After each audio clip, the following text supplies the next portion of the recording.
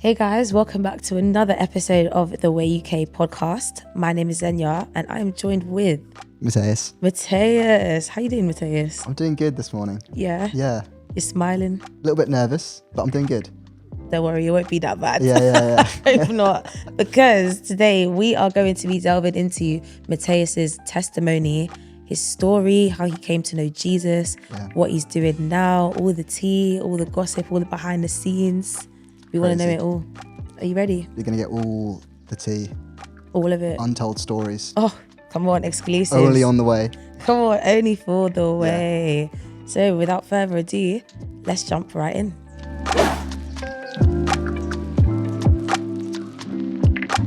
So Mateus, you were kind of like, I guess maybe a newer face in the Norway. newest, Yeah, currently. the newest guy in town. Yeah, man. So how long have you been like in the way for?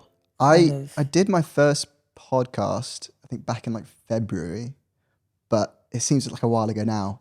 But then properly started getting involved maybe around May time. So I got like an easy entry. I did like some and then eased my way into doing a little bit more and more and more. Come on, and now you're just doing all the things, aren't you? Man. How was that first podcast actually? I never asked you It was about on that. relationships, the first ever Straight podcast in. on relationships. And I'm in a relationship, but I was with you and Jesse, and neither of you two are in a relationship. And so it was an interesting conversation to have. We're looking at you as like the sensei. I'm ready to start my relationships course. Wow, you guys I know heard it here I know first. all the answers about relationships. Come on, let's Yeah. go. No, But don't. we'll dive Absolutely into not. we'll dive into that. But yeah, I think it's great. I met you I think I met you a year ago at Jesse's Around a year ago, yeah. Jesse's birthday, and that was like our first interaction. It's funny, we had like a little circle, maybe like 4 or 5 of us, and we just went round just sharing each other's testimony, which is then funny now that we're having this conversation. It's full circle. Yeah, exactly. So let's get into it. Let's talk about little Mateus. Can we call you Little Matty? Do you like Matty? Little Matty. Little Matty. What was Little Matty? What was he about? What was he doing? Little Matty's a Hertfordshire boy. Hertfordshire. Hertfordshire. Do Mostly. you claim North London? No. Okay, cool. I've never claimed London in my life. I Oh, feel like really? some Hertfordshire boys do claim it, like people from Watford, but I'm not from Watford. I'm like even more north. Watford is a drag. Yeah, It's a stretch. exactly. Yeah, it's not London. But I was born in Brazil. So I am Brazilian through and through. I probably claim Brazil more than I claim Hertfordshire. Shout out to all the Brazilians Come that on. washed Yes, away. and I know there are Brazilians that washed away. Come on. We see you. But I was born there. My family's Brazilian, and born in like the northeast into a Christian household. Both my parents very strong believers. They're both missionaries actually, which basically means their job is to share about Jesus and to work in ministry with like Christian ministry. So it's really, really cool families to be brought into. And then we moved to Hertfordshire when I was like 3. Okay. So most of my life in Hertfordshire, in the UK, but still have that strong connection back home, back in the homeland where all Do my you family go live. to Brazil often? Yeah, we go. I think growing up, we tried to go every 3 years. All my family's there. My parents are currently there right now, just visiting family, but not super often. But still very connected. My parents are very intentional in keeping that connection inside the household so that we wouldn't forget. So we spoke Portuguese in the house. Come on. We ate Brazilian food in the house. We always on. had Brazilians around. So it felt like you're in Brazil, but you're in like the countryside in a small village. I love that. In like, I love that. What a juxtaposition. exactly. Did you ever feel like you were saying that your parents are missionaries and so they've always been like in the church, involved with churches, church organizations. Did you ever feel like, I don't know, like a pressure growing up of like, oh, I need to be as involved, or like I need to be doing what my parents are doing, or love it, and you know, those type of pressures? I think it definitely was a saturated environment. I remember for as long as I can remember, I was in the church and surrounded by a lot of Christian culture and faith. So it definitely was very saturated. But I don't think I ever felt the pressure to be a part of it. You know, we'll get into it. I've not always been a Christian. I think I lost my faith for a big chunk of my upbringing. Right. And it's probably, I think a big reason was because that it was easy to lose my faith, was because there was no pressure to be in it, to be attached to it. So even though it was very saturated, I went to church, went to Bible studies. I knew what worship looked like. I heard a ton of sermons. Never felt a weight of faith, or even from my parents, which I'm grateful for, and they've been very loving. But yeah, I grew up. Well, I can go into a little bit. Like I grew up going to church. My parents worked as missionaries, and so we actually lived on this Christian campus, YWAM campus. And YWAM, for those who might not know, is a kind of a missions training organization. So they take people and they train them to be long-term, short-term, whatever type of missionaries around the world. And so that's what they did all their life. And I lived on this campus, this training campus. And so we were very much, from a young age, surrounded by a lot of great culture, of great Christian culture. And it was a blessing to be poured into that way. And around the age of 13, I think I had the revelation, I think a lot of people have, that my faith needed to be built not on the community that I lived on, not on my parents' faith, but actually on my own conviction. And it's a very good revelation to have. Yeah, totally. You know, this idea that we need to have our own personal conviction. I think a lot of people that grew up in church, they maybe get to a certain age and it kind of hits them like a ton of bricks. Actually, like, what do they live for? You know, are they living for their own faith, for their own, in their own relationship with God, or is it just a cultural thing that they've grown up and gotten used to? But I came to that conclusion or revelation around the age of 13. And around the same time, I'd joined secondary school. Come on. And so it was pivotal. It was a pivotal time for me where I was experiencing and thinking about new things, experiencing new things and contemplating new things. And being Brazilian, identifying with the Brazilian culture, but actually growing up in the UK, I think a big part of a big theme in my life was the sense of belonging, right? Because I didn't know where I was from, what I identified as, because I was Brazilian, but I didn't really feel Brazilian. Yeah. But I was in the UK, but I didn't really feel English. Yeah. And so going into secondary school and into a new school with new friends, the big theme that was waiting on me was this thing of wanting to belong in my school, wanting to belong in my community, wanting to belong in this nation. And then at the same time, figuring out what I believed in, whether it was God or whether it was something else. And so, unfortunately, at that moment in time, what was more important to me was this desire to want to fit in, to want to blend in. And so during this time that I was deconstructing my faith and thinking, I basically gave myself into the pleasures of this world through my teenage years. And ultimately, what it led me to do was to lose my faith completely. I, at a certain age, told my parents I just didn't believe in God. I think at around 14, 15, told my parents I didn't believe in God. I was pretty outwardly passionate about not believing in God, and at the same time, really giving into the world, giving into drugs and alcohol. And I don't glorify it because it's a time in my life that I look back on, and you look back on it with like a bit of, I don't feel shameful about it, but it's a shame that it happened. You know, Right. The Lord redeems it. He takes our stories and he uses it for His glory. But you look back on it and think, wow, how those years could have looked different if I didn't go into all those things, you know.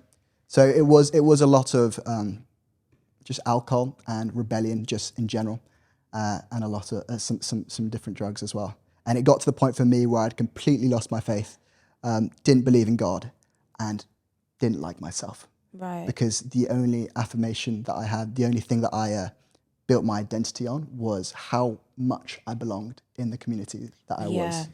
You know? I relate to that so much because in like my own story, I've struggled with it, like identity pretty much my entire teenage years. And, you know, all you want to do is just feel like like you belong to a group or you belong to a thing, or like you've got a community. And I think like for me, I relate to the whole like, okay, but my parents are from St. Lucia, but I was born here. So I don't really feel that solution, but then I don't also feel like I'm from here. So you feel like you're in this like limbo of like, where do I fit in? And so you try to gravitate to the nearest thing to kind of be your anchor and be like your source of like self. But my question to you in that is like, even the people that you were around, like it's so easy to get caught up in quote unquote worldly things, if you want to use that language, but basically just things that just don't glorify God, right? But like the people that you were around, like how much of an influence did they play into you kind of exploring all these other ventures, all these other avenues? I think they maybe not directly. I don't think they were trying to sway me in one way or another, but I just really wanted to be a part. You know, I think the Christian message is that we are called to be set apart, to be holy. And my desire was to be anything but set apart. I didn't want to stand out in any way, shape or form. And I think wanting to belong is not a bad thing. Yeah. We are people of relationship because we are made in the image of God. And being in a relationship is almost like being with someone, right? And I wanted to be in relationship with the people around me.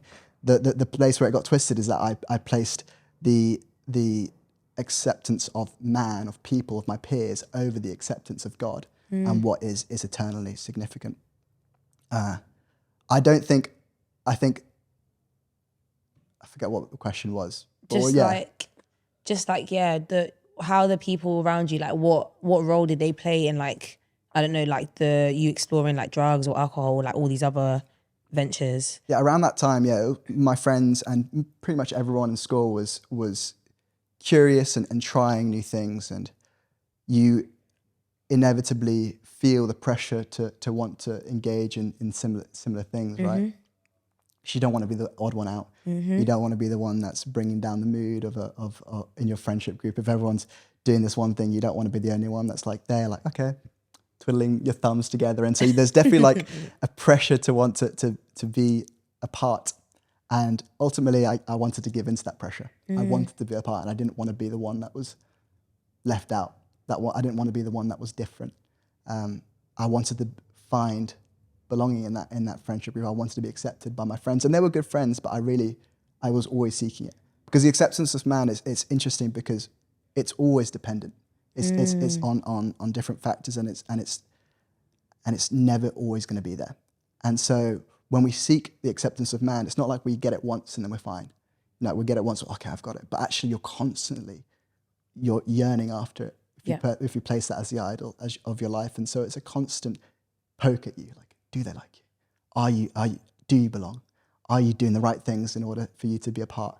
Are you standing out? And if not, what do you need to do so? What do you need to do to belong, you know? And so it's always this constant nagging on your mind, really. And did that take a toll on you? Like, you know, you'd go home after school and like just be in your room with your own thoughts. Like, did that ever take a toll on like yourself? Absolutely. I think it took a toll on my relationship with my parents. You know, you create this life of almost deception and lies, where I'm still living on this Christian community, by the way, where I'm still surrounded by all of these Christians, all this Christian culture, and at the same time actually still going to church, because that's something my parents like made us do. Basically, like, we had to go to church as a family, and so I went. And so I'm still surrounded by the same type of culture. My parents know I don't believe in God, but they're still bringing me to these things. And so there's this almost like persona that you create for the people that you're not close enough to, so you don't want to bring them into your whole life. So you just pretend to be this like kind Christian boy, but really you know you have a different life at school or a different life with your friends, and so you definitely. It's a mental strain to live these two lives, to have one foot in one world and the other foot in the other, and both are walking away from each other. You know, they're both so different and trying to be as different to each other as possible. So that happened as well. And actually, ultimately, the ambition of getting the approval of man is a purposeless ambition. You know, it has no beginning and it has no end. Like it doesn't lead towards anything. And I think around the ages of like 16, 17, 18, I started to realize that actually the ambition that I created for my life was leading me nowhere. And that took a big toll on me, because I knew of what the Bible talked about. I knew the promises that Scripture had, and I knew what my ambitions were leading me towards. And I saw the lack of purpose, the lack of fulfillment in it. And I came to the conclusion that if this was what life was meant to be from now until I was 80, I'm not sure that's what I want. I would like to live a life like that, where my only ambition was to go to uni, get a job, and die, and in the middle, be accepted by people. I realized that actually I didn't actually want to live a life like that. Yeah. Which brought me into like a weird predicament where I didn't like myself. The only way I'd like myself is if I was intoxicated or if I got the approval of my friends. Yeah. Yeah. And I realized that my life had no purpose, that I was living for nothing. And it led me to dark thoughts, to dark places, and desperate for change in my life. Desperate for change.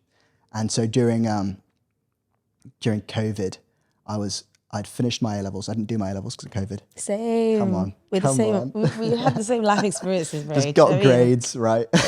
Stressing about my A-levels for so long. Oh gosh, don't take me back. And then I didn't even do them.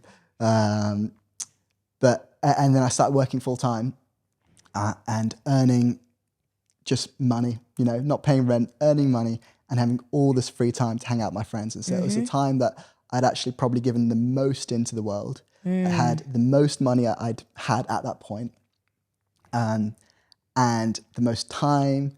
And in the midst of these things, in the midst of this time where everything that I had put value on, I was receiving, I was the most unhappy that I'd been. Wow. And so I decided I needed to leave my environments. I needed to leave those relationships and go somewhere else. And so during lockdown, I didn't know what to do. I didn't know where I could go. I thought I had two options. I could either just go to Brazil and just like sit on my grandmother's couch until uni the next year because I was on gap year. Or I could go do this Christian discipleship school with the organization that my parents work with YWAM in a different country. Right. And I spoke to my parents about going to Brazil and they vetoed it. So like, no, you can't go. It's going to be a waste of a year because you're just going to sit on your grandmother's couch. You're not going to do anything. Find something productive to do. And so I thought, okay, what can I do? What can I do? So I applied to this school. Bear in mind, I'm an atheist. I do not believe in God. I actually passionately don't believe in God. So interesting. And very vocal about it. I loved being vocal about it. But I was desperate. I needed something. And so I applied to it on a whim. And in my application was very clear. Don't believe in God. Did you actually write that? I did write that. No way. Yeah, on a Christian discipleship school. But my thought was, like, worst case scenario, I go to a different country, get away from my environment, maybe get sober, and come back a better person, right? Best case scenario, I go, I find purpose, and I find this fulfillment that I see my life not having, and then I go to university after. So like I thought it can only go so wrong if I were to go. And so I applied in like 5 minutes, just picked the first place that I saw, which was in Norway. I told my parents like a week later, after, or maybe like a couple of weeks later after I'd been accepted. And they were like, why are you doing this? And I was like, I don't really know. I'm just going to go. And they told me they didn't think I should do it. Really? Because they knew what this school was. They'd led this school in the UK and in Brazil and in Africa. And they knew that it wasn't the perfect place for someone to find faith. Probably like Alpha is probably a better place to go if you're an atheist and you're exploring faith and you want to. It's probably a better place. But this is a very intense school where you are in class for 3 months for about 5 hours a day, 4 hours a day, sorry. And you're just listening to teachings about Christianity, about God, about yourself, about missions and all these things. It's very intense. And my parents thought, well, that can't be the right place for you to go. Maybe slow into it if you're interested in faith. But I wasn't having it. I was like, I'm just going to go. I'm just going to go and see what happens. And so I went on this adventure into Norway with not a lot of expectation. I think wanting to give God a second try, wanting to see if the promises of the Bible were true once again. Yeah. And I think I told God this was maybe the last chance I was ever going to give him. Why do we always do this with God? We make our own wages. Like we see like the creator of the universe, right? The creator of everything. And we think, little on me, how about I make a wager with you, you know? Facts. We're like, all right, big God, my small self is going to give you a proposition. Yeah. God's looking at you like, what are you even doing? Mate. We've all done it. Yeah. And it genuinely was for me. I told him, like, in my mind, even though I was quite passionate, I'd always left a little chance for God to be there and to be true. Yeah. But I did tell him, like, this would be the last chance. I'll never look at you again. I was still going to church at that point when I was living at my parents' house. But if this is it, then I'll never look at you again, mate. And I went, and so just a little context, the first 3 months of the school is the lecture phase, and you spend it in class and you learn a lot. Like you go deep into the Bible and deep into teachings, and then the last 3 months, 2 or 3 months is on outreach. And it's when you're sent out, and the idea is that you put into practice what you learnt. And you're sent out in Norway? So you're normally sent out to a different country. Oh, okay, great. Cool. Yeah, and do missions work there. And so for the first 2 months of this school, I have no notes on it. We're in class for 4 hours a day, 5 days a week, and I have 0 notes on all of these classes, apart from me writing notes on all of the gaps and inconsistencies of the teacher's teaching. Now, I'd grown up in church. I knew the Bible verses. I knew the teachings. He was there. He was listening. So even though I wanted to give God another chance, I didn't want to be proven wrong over my teenage years. I didn't want to really be wrong. And so I wanted to justify my actions, right? And so I'm there. You're such a humanities student. Yeah. If you don't know, I'm a student right now, and I study politics. And so I did history, so I can smell a humanities student a mile away. That's crazy. Yeah, mate. I'd write all these notes down about where the teacher went wrong, where the inconsistencies were, where I could argue like a point. And during the break, when everyone would go into the other room to get teas and biscuit, the teacher would normally stay behind for questions. And so I'd go to the teachers every single lecture, every single day, and I'd present to him my findings, and I'd have a little debate in the tea breaks. Literally. And so I wish I could do this school again, because over the first 2 months, I didn't receive much at all. And it's funny because I spent the whole 2 months, quote unquote, seeking God. Yeah. I don't know how open or how accessible my heart was in that. But I don't have much to show for it. I think you do. Maybe. I think you do. I think, like, even within that time, yes, you may not have been taking like physical notes, but you were working on argument skills. Like, you were working on like, no, but you actually were like the fundamentals of like, you know, the principles of Christianity, and like some of the questions that people might say of, oh, what do you think about that? Or, oh, that doesn't add up. And then hearing like, you know, the other arguments and the other sides, that you were taking that in even without you even maybe realizing. Mm-hmm. Maybe. Yeah, there was a lot to learn. Obviously, I think the like teaching side is kind of similar to like school. You go to classes, you learn things, and you mingle with your peers. But in all of that, like Mateus is flying the atheist flag. He's like, Jesus, I'm not really sure. Almost got kicked off of school because of that. Oh wow! Several times, and I think it was definitely the grace of God, because they almost didn't accept me. And I know this now. I didn't know this at the time, right? Because of course, why would they accept someone that says they're an atheist on a application to a Christian school? And two, throughout the whole school as well, I was engaging in a lot of like debates with the students.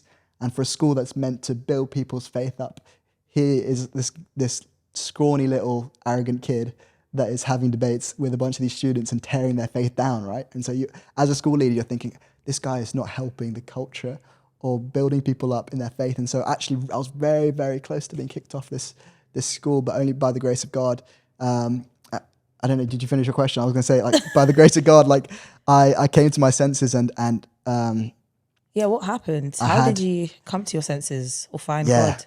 It was, we were hiking in the mountains of Norway. As you do. Stunning scenery. And we were on this, like, 3 or 4 day hike over this island. 3 or 4 day hike? Yeah, long hike over an island. So we started at one end, we ended at the other end. Not for me. Not for you. No, I'm not doing No, that. carrying Was 20 it like kilo packs. not like a hotel pit stop? No hotels. We're in tents and like occasionally a cabin in the middle of nowhere, but hiking through the snow, mate. Minus 25. I'm sure you loved that. It was character building, to say the least. It was tough, but I actually loved it. Like, memories of that trip were incredible. And we're in the middle of this trip, and we found ourselves in this hunting cabin. And we were worshipping in this cabin. Someone brought like a guitar, another person had brought a ukulele. We were about like 20 people in this tiny cabin, much smaller than this studio. And during the worship, I might have been singing, but I was mostly thinking about those 2 months that I had spent until then on the school, and thinking, am I any closer to God than I was at the beginning? I thought, absolutely not. This is an absolute waste of time. Should have just gone to Brazil. At least I would have seen my family there. But this has been a waste of time and a waste of money. And all I've concluded is that I'm right in believing that God doesn't exist. But at that moment, in a subtle voice, which I now know to be the Holy Spirit, the Holy Spirit reminded me of those promises of the Scripture that I thought about growing up all the time. I thought, like, those sound fun. Those sound good. You know, like the promises of where His Spirit is, there is freedom. That His love casts out fear. That the Lord Jesus has died for us, and that He's taken on our sin, right? And these things they sound incredible. And growing up, always thinking, I kind of wish they could be true, because I really want to live what that is. Wow. I want to live in freedom. I want to live in relationship with the Creator of the universe. Wow. But growing up, I was like, I want to, but it's just not there. And that moment, we were during the worship, I could barely hear the guitar because there were so many people in that cabin. It was a bit stuffy. But I was just thinking to myself, like, I want these things to be true. And the Holy Spirit came to me and said, if you want it to be true so badly, is the risk of giving your life to Jesus worth it? And I thought, if these things are true, then it's worth every risk whatsoever. Because if it's true, then I get to live in freedom. Then I get to experience the Creator of the universe's love. I get to be in a relationship. I get to experience that fulfillment that I'd been yearning, and the belonging to something divine and holy.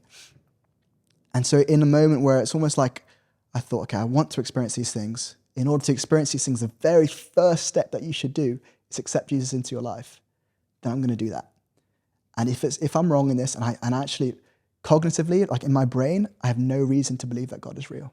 I don't believe in God. I don't know if He is, but I know that in my heart I want to believe in Him, and I want Him to be true. And so at that moment, I told God, it doesn't matter whether you are true or not. For the rest of my life, I am yours. I sacrifice what I am to you. I don't know if you're there or not, but I sacrifice what I am to you. And it was a real leap of faith for me. Yeah. Real leap of faith. And that was it. And in that moment, I gave my life to Jesus. I thought, what's the first thing you do when someone gives your life to Jesus? Okay, normally they tell someone. So I told my staff member there. He was like, sick, man. And so I was like, okay, that's it. Now I'm a Christian, and now I gave my life to Jesus, and now I need to live the Christian life for the rest of my life. That part. Yeah. But, and then I thought, okay, now what do I do? What do Christians do? They listen to the voice of the Lord. So I thought, Lord, I'm going to exercise this immediately. And I said, Lord, what is it you want to tell me? And I heard from God, like, go outside. I want to celebrate this moment with you. And so I thought, okay, I'm going to go outside. Don't know if this is my mind playing tricks on me or whether this is the Lord, but I can't turn back now. My biggest fear was to be a hypocrite. I never wanted to be a hypocrite. I never wanted to give my life to Jesus and then like change my mind like 2 years later, right? I always wanted to make a decision and be with it for the rest of my life. And so I thought, I'm not turning back on it now. I just need to go outside. I need to trust that this is God. So I went outside, like the Lord said, go outside. I'm celebrating you with northern lights. And so I go outside and I look out on the sky and it's pitch black. And this is the middle of like April, right? And you don't see northern lights in the area that we're in April. But I didn't know this. But I went outside, there was no northern lights. I went back inside. I was like, okay, Lord, I don't mind. I'm not being discouraged. Like this is, I trust you. That's crazy. And I went back inside and I thought, Lord, tell me something else. The same thing. So I went outside for a second time and there was nothing. And I went back inside and for a third time I felt the same thing. So I went outside and in front of me, in the sky blows up. Whoa. In northern lights. Whoa. And there's northern lights like I'd never seen them before, dancing. There's green, blue, red, and dancing all around. And people are still worshiping inside, so nobody knows this is happening. It's just me and the Lord outside. And it was so special for me because I'd given my life to Jesus, and that was the first brick.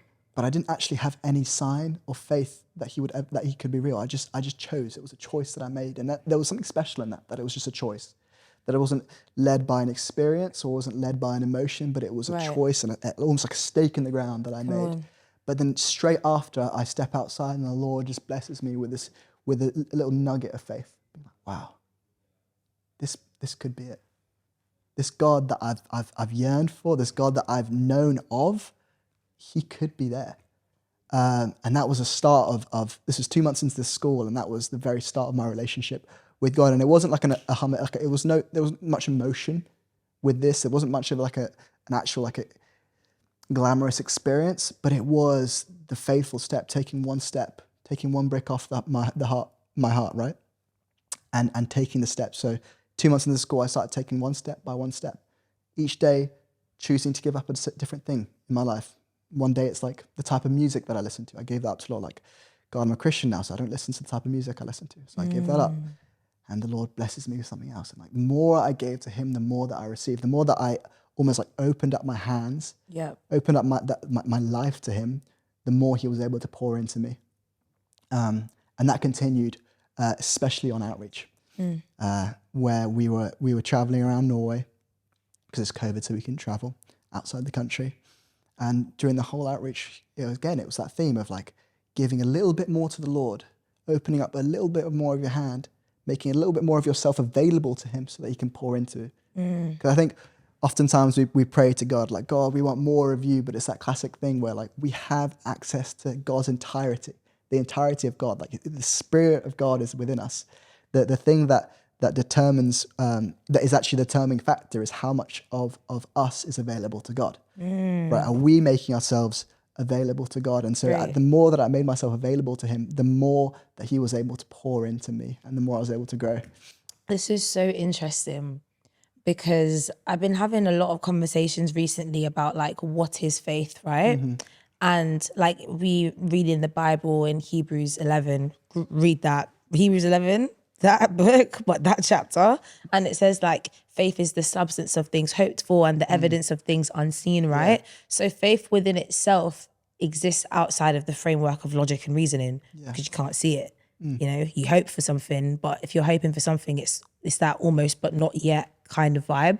And I think like just listening to the way that you were talking about when you were like studying within like within this like time that you were away and approaching faith on the measure of logic. Like this doesn't exist and this can't be true because it doesn't align with my framework or my way of thinking.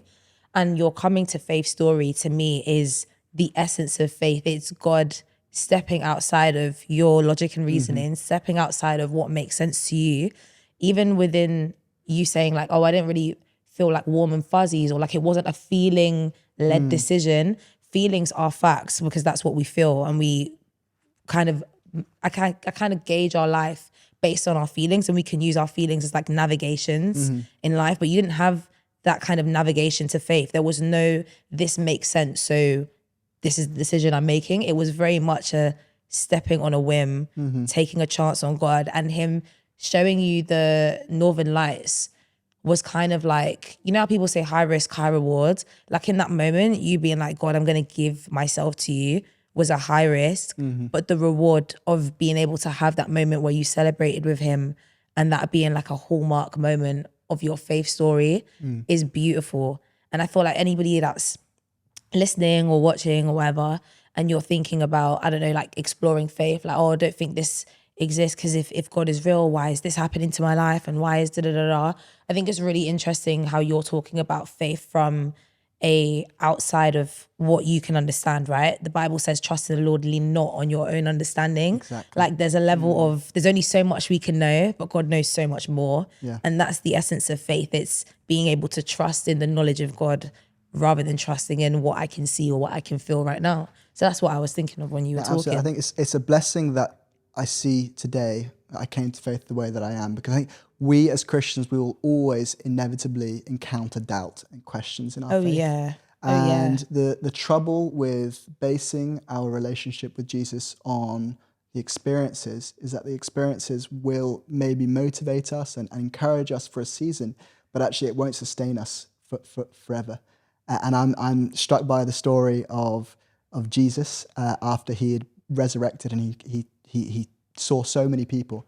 It's kind of like in the Alive series that we talked about earlier on this year. So maybe you should go watch that. Yeah.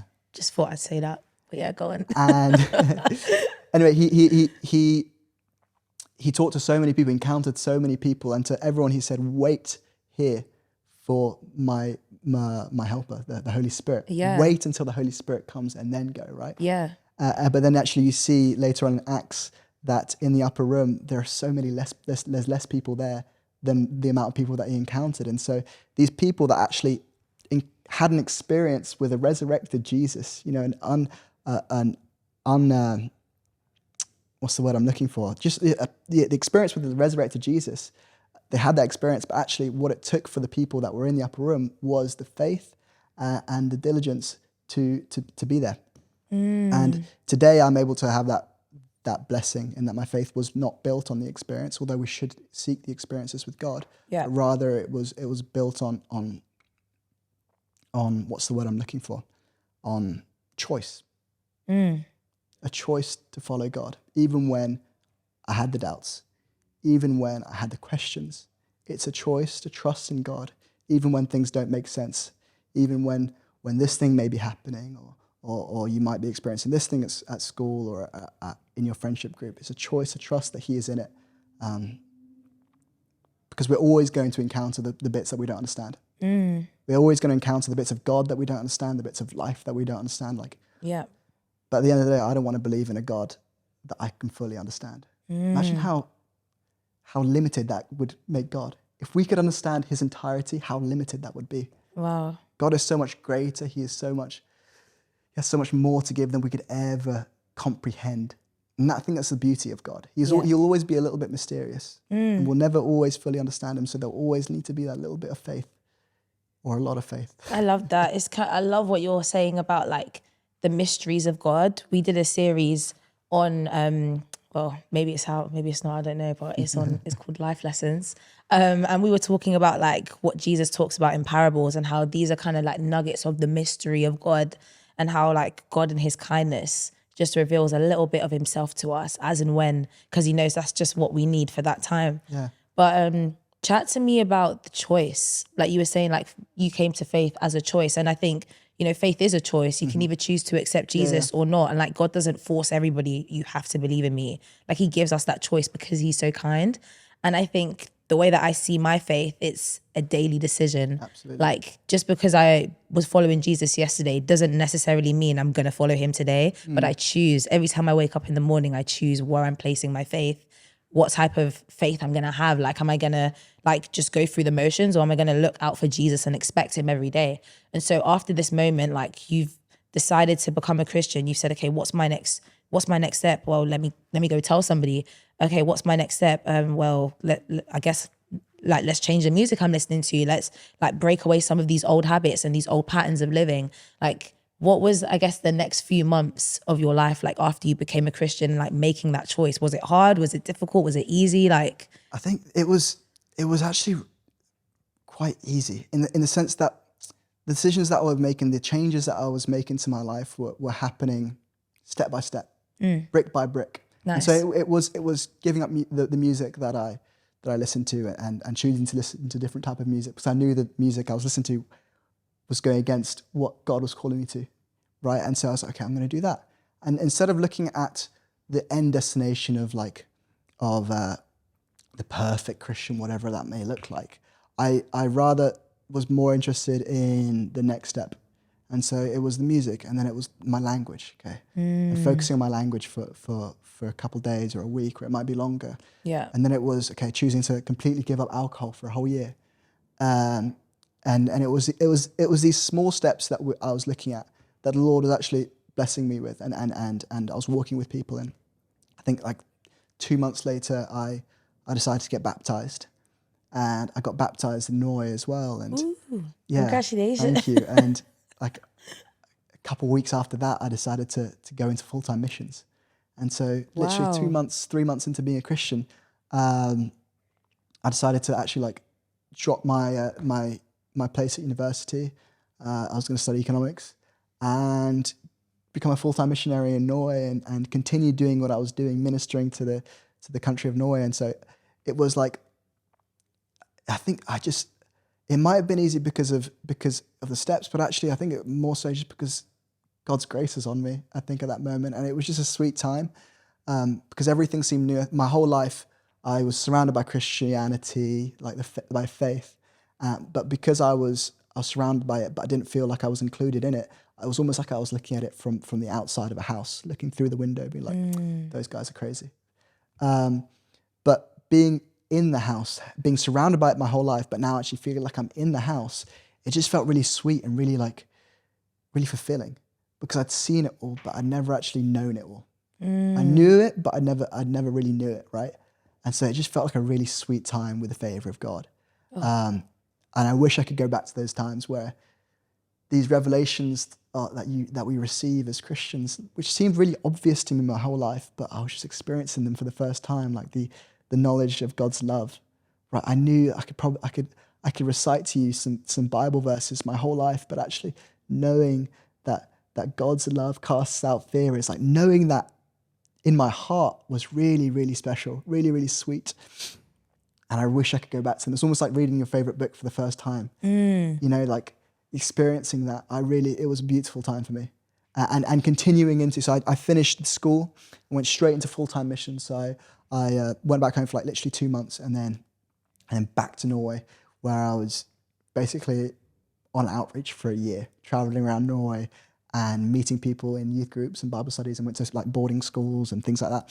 And it was like this continuously for this year. It was so beautiful because it was revelation after revelation after revelation. And it's not necessarily stopped, but it looks different now. But at that time, it was fun being a baby Christian, you know? Okay, so baby Mateus, well, we talked about little Matty, but then little Matty in Christ, he's like figuring this out. He's loving it. He's going for Jesus. He's like, you know what, let me do missions. Let me do this full time. Like economics, like I'm going to be in Norway with Jesus. And then you come back to the UK, and then how do we get here? Like, how do we get from like missions Mateus to the way Mateus? Like, where's that transition? How does that happen? I think God reveals to us his plans in parts. I don't think he doesn't ever reveal the whole plan. I don't think we can really take the whole plan. And so when I was in Norway, my assumption was that, okay, I'm just going to be in Norway. I'm going to be a missionary, and this is going to be my life. I'm not going to go to uni. I don't need to go to university to be a missionary. I can just be a missionary and just go out. Mate, University of Life. Yeah, mate, come on. Let's go. Yeah. But after being in and staffing for just over a year as a missionary with YOM, I felt from the Lord that actually he was calling me to university and calling me to London. And so I stepped out in obedience, and now I'm a student going into my final year come September. But I just moved to London and still work with YOM, but got plugged in with The Way a little while ago. But it's more just a step of faith. The Lord, he calls us to be obedient when he calls us to be obedient, right? And it's not always easy. And it probably wasn't easy for me, actually, because all I wanted to do was continue living the Christian bubble life that I was loving and just growing. But actually, the Lord calls us out into all spheres and all sectors of society. And so now I'm studying politics, and my hope is to bring the kingdom to the political sphere, to see more God-fearing people in government and in leadership positions in our society. That's where my heart is right now, and it even links into what I do here with The Way, and like trying to bring God's message to people, to the listeners, because I really, really believe in it. I really am passionate about the message of the Bible. The message, the Great Commission, which is God's command that He gives us to go out and to make disciples, to be missionaries, and how like each and every one of you listening is called to be a missionary, whether you're in your school or whether you're in your friendship groups or in your families. We're all called to be missional, and so I'm really still passionate about it, but I guess passionate about it in a different area, still growing and still learning what it is. I've only been a Christian now for, I think it's 4. This was 4 years ago. I gave my life to Jesus. 4 years ago, and so still learning and still growing and loving it, really.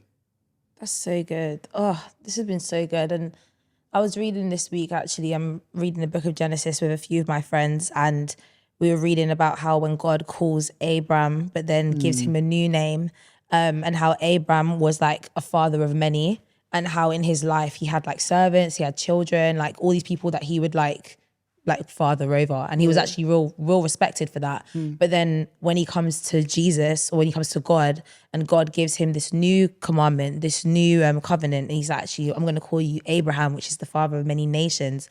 And what I took from that is kind of similar to your story, in the sense of like, God can give us like gifts, and I guess you've always been quite like passionate, you've been like always a curious thinker and stuff, and that can work in the world, that can work in the classroom, or that can work like for university or for studies. But then when that purpose is covered in God, there's so much more that can be birthed out of that. And how like Abraham, he went from being the father of many to the father of many nations because of the grace of God, and because God was backing him and covering him. And I don't know, just listening to your story, it's like, how much more can you do in life when God is all over it? When He's co-signed you, when He's commissioned you, when He's called you, like, how much more like will your life be used for? And I just feel like, your story is so interesting, and God is using you for so many things. Like, we're just scratching the surface. Yeah, we are blessed by the Lord, but we're not blessed to be keeping it in. We're blessed to so we can bless people. Mic drop. Come on, Mateus. Any final thoughts? Anything you want to share with the peeps? Let them know. Let them know. Hit me on Instagram. I'm joking. That's crazy. I'm joking. Be careful what you wish for. No, that's all. Yeah, that's it. Mate, Mateus, thank you so much, man. This was so good, and I hope you guys that were watching or listening got something out of it. Maybe it inspired you. Maybe it's actually similar to your story. Why don't you drop us a comment? We'd love to hear what you thought about this episode. Thanks, Mateus. Thank you. You're a legend. And thank you guys for tuning in, and we will catch you on the next episode of the Way UK podcast.